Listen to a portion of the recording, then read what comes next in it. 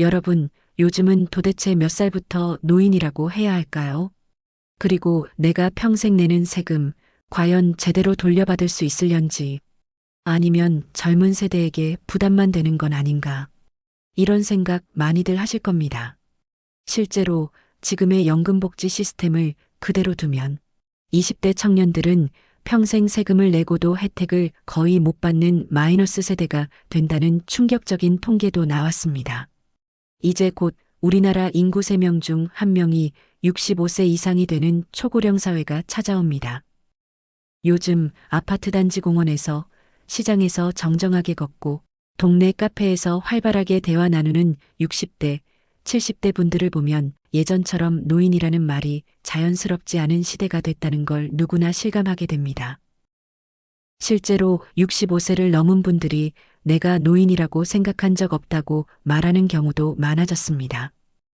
한 60대 여성은 인터뷰에서 이렇게 말합니다. 전 아직도 일하고 손주도 봐주고 운동도 열심히 해요. 솔직히 요즘 65세는 노인이라고 하기엔 너무 젊지 않나요? 이런 생생한 목소리가 지금의 변화를 단적으로 보여줍니다. 그런데도 여전히 우리 사회는 만 65세를 노인의 기준으로 삼고 있습니다. 이 기준, 1981년 노인복지법 제정 당시 평균 기대 수명이 66.7세였던 시절에 만들어졌죠. 지금은 2025년 기대 수명은 84세를 넘었습니다. 실제로 복지부 조사에 따르면 내가 노인이라고 느끼는 나이는 평균 71.6세라고 나타났어요. 시민단체 간담회 현장에서 한 전문가가 말합니다. 기준은 멈췄는데 현실은 바뀌었습니다. 현행 65세 기준은 이제 너무 낡았습니다. 현장에서는 이제는 나이 숫자가 아니라 건강 상태, 사회적 역할까지 봐야 한다는 이야기도 계속되고 있습니다. 오늘날 시니어들은 과거와는 완전히 달라진 삶을 살아가고 있습니다.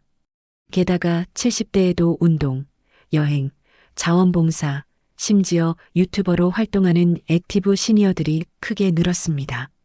실제 서울시 시니어 클럽에선 65에서 70세 어르신들이 실버 카페, 도시락 배달, 디지털 강사 등 다양한 일자리에 참여하고 있습니다. 이처럼 건강수명 연장, 사회 참여 확대, 개인의 라이프 사이클의 변화가 노인 기준을 바꿔야 할 시점임을 증명하고 있습니다. 자, 그렇다면 왜 노인 연령 상향이 사회적 논란이 되고 있을까요? 구독과 좋아요는 콘텐츠 제작에 아주 큰 힘이 됩니다. 감사합니다. 첫째, 복지 혜택의 변화 때문입니다. 노인 기준이 65세에서 70세로 올라가면 기초연금, 지하철 무임승차, 장기요양 등 복지 혜택의 대상 연령도 함께 높아집니다. 예를 들어 65세에서 69세에 해당하는 분들이 기존 혜택에서 제외될 가능성이 있습니다. 서울 강서구의 한 어르신은 몇 년 뒤면 나도 혜택 못 받는다는 얘긴가요? 나이 기준만 바꾸지 말고 내 경제 상황과 형편도 좀 봐줬으면 좋겠어요 라고 말합니다. 정부와 전문가들은 이런 전환기에는 반드시 사회적 약자 보호 방안을 마련해야 한다고 강조합니다. 실제로 복지 사각지대가 커지지 않게 연령별 소득별 맞춤 지원, 단계적 조정, 보충적 지원책 등이 논의되고 있습니다. 둘째, 재정 부담과 세대 갈등 문제입니다. 2025년 기준 노인복지 예산은 23조 원, 국민연금 지출은 29조 원을 넘습니다. 2050년에는 복지 예산이 50조 원을 넘길 것으로 전망되고 있습니다. 생산 연령 인구인 15세에서 64세는 점점 줄고 있어 젊은 세대의 세금 부담이 급격히 늘어날 수밖에 없습니다. 실제 20에서 30대 청년들은 내가 내는 세금, 나중에 노인이 되면 받을 수 있긴 한 걸까? 복지는 필요하지만 세대별로 공정하게 나눠야 하지 않나? 라는 불만을 인터넷 커뮤니티와 뉴스 댓글, 각종 여론조사에서 쏟아냅니다. 전문가들은 이런 불신과 불만을 줄이려면 재정 지출의 투명성, 세대 간 계정 공개, 소득 연계형 제도 도입이 필요하다고 조언합니다. 그리고 이 문제는 우리만의 고민은 아닙니다. 고령화 선진국들도 비슷한 갈등과 변화를 겪고 있습니다.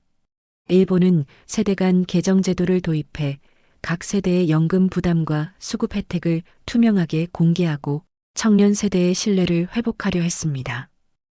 네덜란드는 부분퇴직 제도를 도입해 65세에서 70세 근로자의 근무 시간을 점진적으로 줄여가며 은퇴에 적응하도록 돕고 경력 멘토링 등 역할 일자리를 적극 창출합니다. 독일은 연금, 복지, 건강보험, 주거지원까지 생애주기별 맞춤형 복지 정책을 시행하며 노년의 생산적 역할과 세대 간 연대에 중점을 둡니다. 이런 선진국 사례에서 우리도 배워야 할 점이 많다는 의견이 전문가 토론회와 정책자문회의에서 끊임없이 제기되고 있습니다. 지금 정부와 국회, 학계에서 논의되는 정책 방향을 한 번 더 구체적으로 살펴볼까요? 먼저 연금제도부터 변화가 시작될 것 같습니다. 앞으로는 연금을 지금보다 더 늦게 받게 될 가능성이 큽니다. 예를 들면 2년마다 연금 수령 나이가 한 살씩 올라가서 2040년쯤에는 70세가 되어야 연금을 받을 수 있게 하자는 얘기가 나오고 있습니다. 그리고 연금도 예전처럼 모두 똑같이 받는 게 아니라 소득이나 자산이 많은 분들은 조금 덜 받고 반대로 경제적으로 어려운 분들은 더 두텁게 받게 하는 그런 차등 연금 제도를 점점 확대하자는 논의가 있습니다. 지금도 어느 정도 차등이 되는 부분이 있지만 이렇게 하면 젊은 세대의 부담도 꽤 줄일 수 있다고 합니다. 두 번째는 의료비 문제입니다. 앞으로 만성질환을 미리 관리하고 예방 중심의 건강 프로그램을 더 늘리겠다는 거죠. 이렇게 해서 2040년쯤이면 노인 의료비가 지금보다 30% 정도는 줄어드는 게 목표입니다. 그리고 디지털 헬스케어나 원격 진료 같은 비대면 의료 서비스도 2027년까지 전체 진료의 15%까지 확대하겠다는 계획이 있습니다. 또 70세 이상 고령층은 소득에 따라 건강보험료를 더 정교하게 나누는 방안도 논의되고 있습니다. 세 번째는 일자리입니다. 노인분들이 오래 그리고 더 유연하게 일할 수 있도록 정년을 조금씩 늘리거나 근무 시간을 점차 줄여가며 일에서 천천히 물러나는 부분 퇴직제 같은 시스템도 고민하고 있습니다. 일자리도 한 가지 방식이 아니라 멘토링이나 컨설팅처럼 경력을 활용하는 일자리, 그리고 공공시설 관리 같은 단순 노동 일자리를 분리해서 맞춤형으로 제공하겠다는 계획도 포함되어 있습니다. 실제로 노인 일자리 예산도 2025년에는 1조 2천억 원 수준인데 2030년에는 3조 원까지 늘릴 예정이라고 하네요. 다음은 재정에 관한 이야기입니다.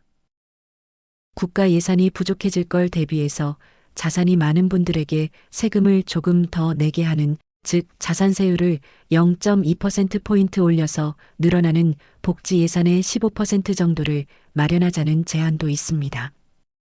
그리고 청년을 더 많이 고용하는 기업에는 세금을 깎아주는, 즉 한 명을 더 고용할 때마다 연 500만 원 정도 세제 혜택을 주는 정책도 추진되고 있습니다.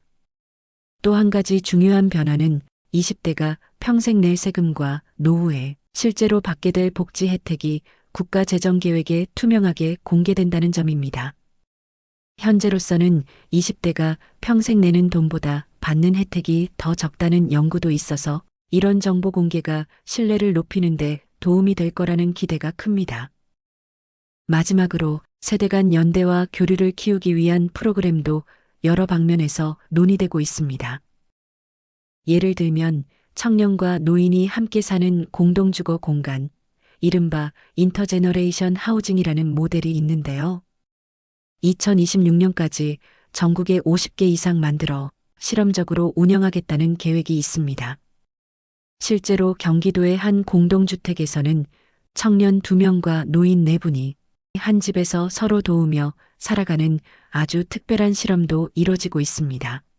노인은 청년에게 요리나 살림 노하우를 알려주고 청년은 스마트폰 사용법이나 온라인 민원 처리를 노인에게 가르쳐주며 서로 부족한 부분을 채워주고 있습니다.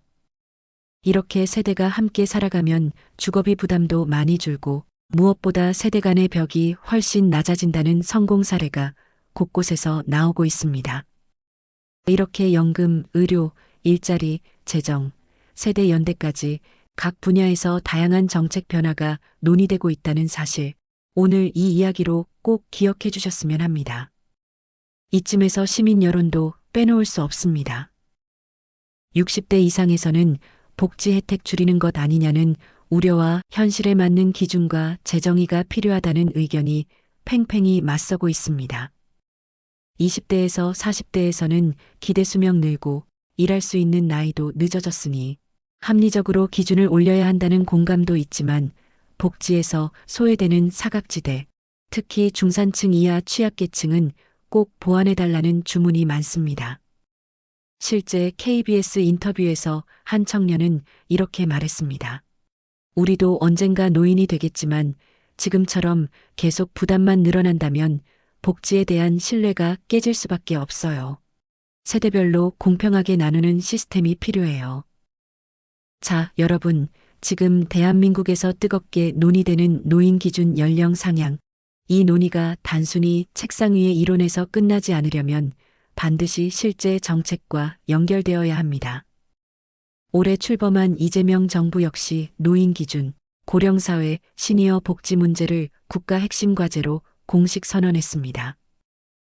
이재명 정부가 밝힌 8대 시니어 정책 공약을 살펴보면 우리가 오늘 고민한 노인 기준 이슈와 직접적으로 맞닿아 있습니다. 예를 들어 노인 연령 기준 상향 논의의 사회적 합의 추진, 기초연금 단계적 인상과 수급 사각지대 해소, 건강보험 장기 요양 등 노인 의료비 부담 완화, 노인 일자리 연백만 개 창출, 고령자 주거돌봄 통합 서비스 확대, 청년과 노인 세대 간 연대주거 프로젝트, 액티브 시니어 맞춤형 평생교육사회 참여 확대, 세대별 공정한 부담 시스템 투명 공개 등의 공약이 바로 그 예입니다. 실제로 이재명 정부는 올해 말 저출산 고령사회 기본계획에 이러한 시니어 정책들을 구체적으로 반영해 국민 모두가 체감할 수 있는 변화를 만들겠다고 약속했습니다.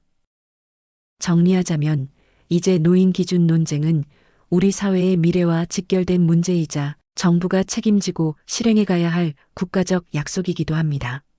시대는 이미 변했고 복지와 연금, 일자리, 의료, 주거, 그리고 세대 간 신뢰와 공정의 기준까지 모두 새롭게 써내려가야 할 때입니다. 누구도 소외되지 않고 세대가 함께 공정하게 부담을 나누며 노인도 청년도 미래를 함께 설계하는 사회. 이것이 우리가 향해야 할 복지국가의 모습 아닐까요? 노인 기준 상향 논의는 단순한 숫자 조정이 아니라 세대 간 신뢰와 사회적 합의를 이루는 여정입니다. 혹시 여러분은 노인의 기준을 어떻게 정의하고 싶으신가요? 그리고 여러분이 꿈꾸는 대한민국의 미래는 과연 어떤 모습이어야 할까요?